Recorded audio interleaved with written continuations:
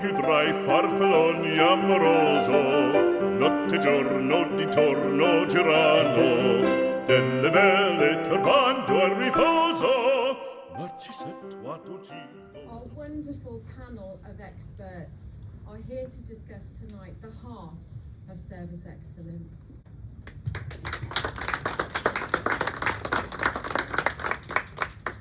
I'm going to introduce my esteemed panelists. I'm Peter Wayre, MIH, freelance hospitality professional. Great.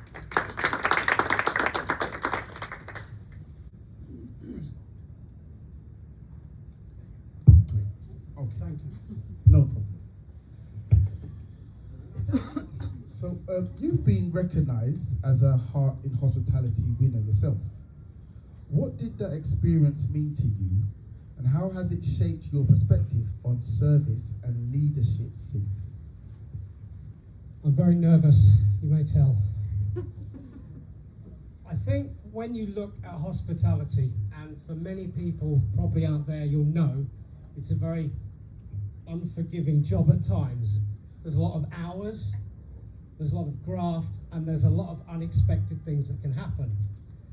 So when somebody comes knocking at your door and they turn around and say, congratulations, you get a pin badge and a certificate for everything that you've done, it's been recognised. There's no other feeling paralleled in this world that can make you happier. I have done some monster shifts through the years, 80, 90-hour weeks, and it all pales into insignificance because of this one thing. To be recognised for what you do and how you do it, because you're benefiting the wider populace, is an amazing experience. I couldn't have said that better myself. If you could pass one message to the next generation of hospitality professionals, what it truly means to go above and beyond, what would it be? Find a way to really connect with people. So we all know what we're doing in a job, and we can all be taught the basics and the more extravagant things. But what really matters is a connection one-to-one. And you have to adapt to each different person. You could have a millionaire, or you could have a granny that's saved up for a year to come for an afternoon tea. They still have to have the exact same experience that everyone does. And when you learn about that person, even if it's a 2-minute conversation, they're only ever going to leave happy. You have to learn to exceed the expectation. If they think that's what's going to happen, you find a way to make it happen there. And always anticipate the guest's need. The most vital thing is they never have to ask, you just know. And the more practice you get at getting to know the people, you pull those facts out. You can leave people happy every single time. Oh, wonderful, wonderful. I'm gonna ask a few questions now, and this is to all of you. I just want you to just touch on it and give me your perspective. The first question is, from a professional development point of view, how can organisations actively teach and nurture service excellence? I'll just start. I think a lot of what I learned back in, say, 1999, I'm older than I look, is lost. The things I learned when I did catering college out of school, and then I went to a Hilton and different places. We don't teach enough of the ground level stuff. What I'm finding, and this is around the country, is too many places are just going, oh, you're a new starter, welcome, congratulations. There's Steve, go work with him and shadow him. I don't think we're taking enough time, especially in the management, to really get to know them, find the strengths, the weaknesses, and see what they can be helped with the most. I think if we got to know people better, which happens in a lot of places, but it's not happening everywhere, and you need to create a consistency across the board that everyone is going to have the level and say that's what we need to be doing. Just recognise as you go people's strengths and weaknesses. Okay, oh, wonderful.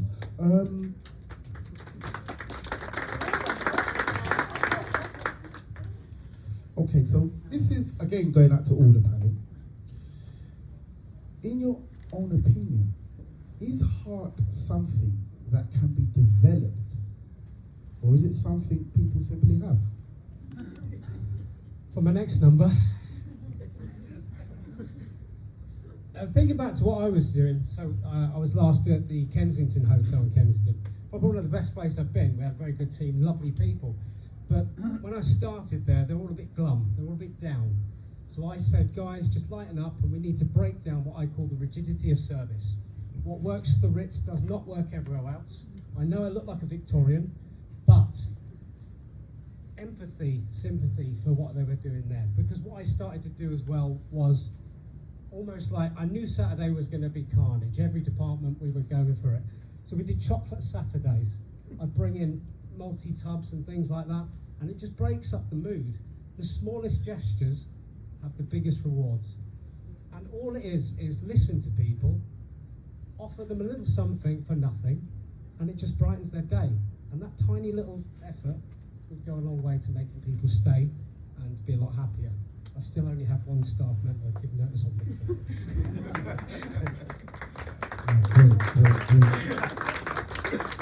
Sounds extremely fun. Chocolate Saturdays and I put on spin some the wine. wheel. Did you? Okay. Sorry, hi. I just wanted to know what struggles you may have faced, or if you might have some advice for teaching the younger generation the values that we learned when we were in the industry, of the 90-hour weeks, of the hard work and grind, because as I'm sure you're aware, that's no longer the case of the modern generation. So I just wanted to get your advice on that and how you can influence that in hospitality.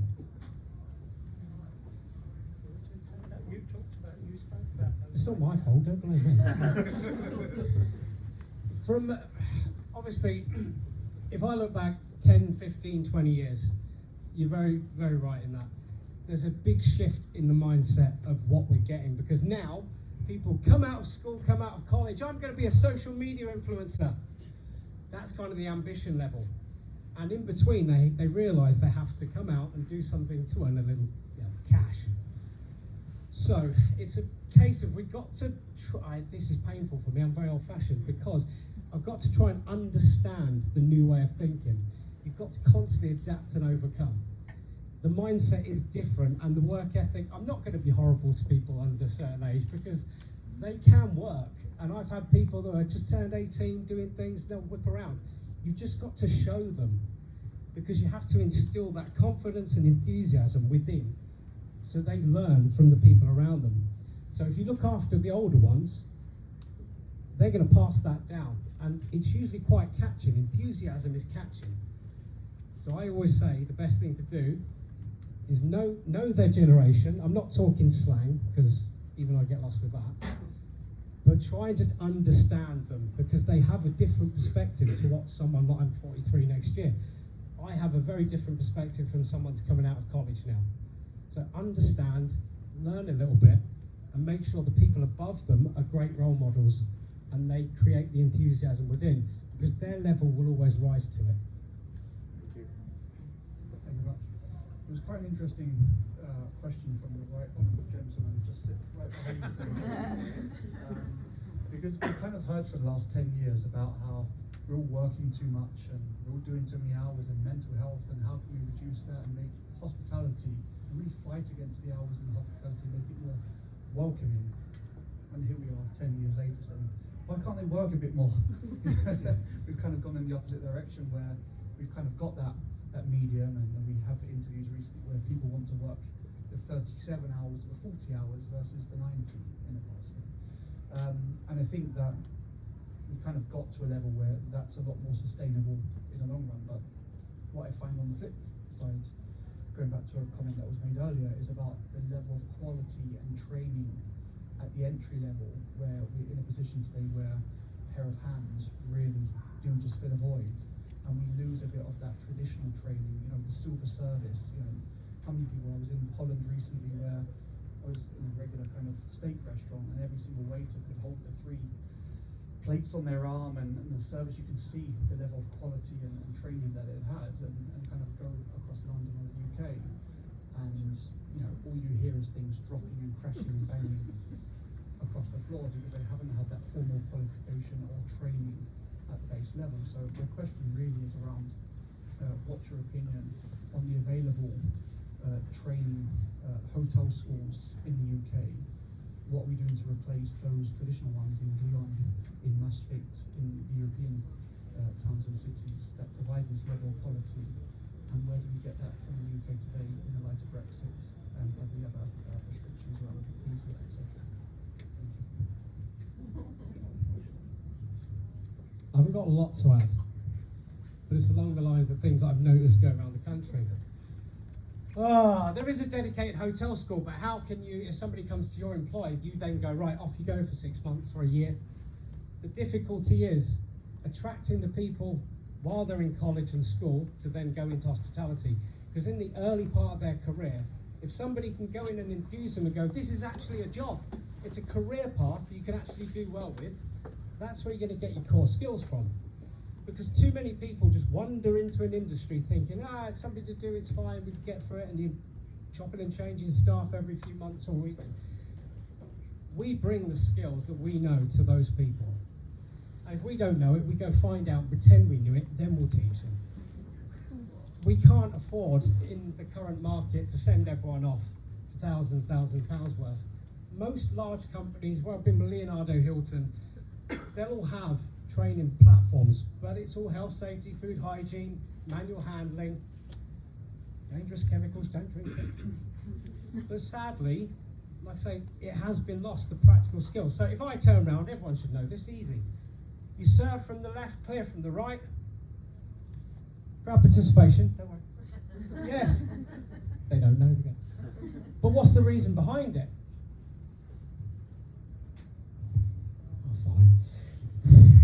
You serve from that side, the left, because you're presenting the food in front of them, and you clear from the right, you're taking it away from their body.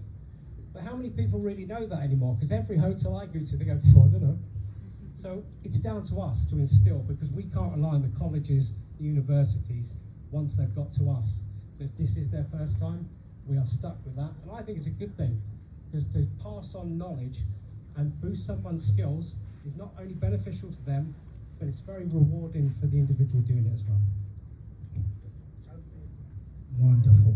I know we've, apologies, I know we've overrun by quite a bit, but I think it was important to answer those questions because it's such lovely engagement from everybody, and it shows an appetite for this subject matter.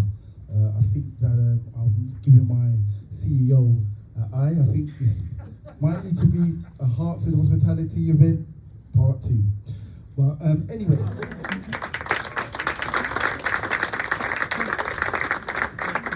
Over there, when it's hard, see, you can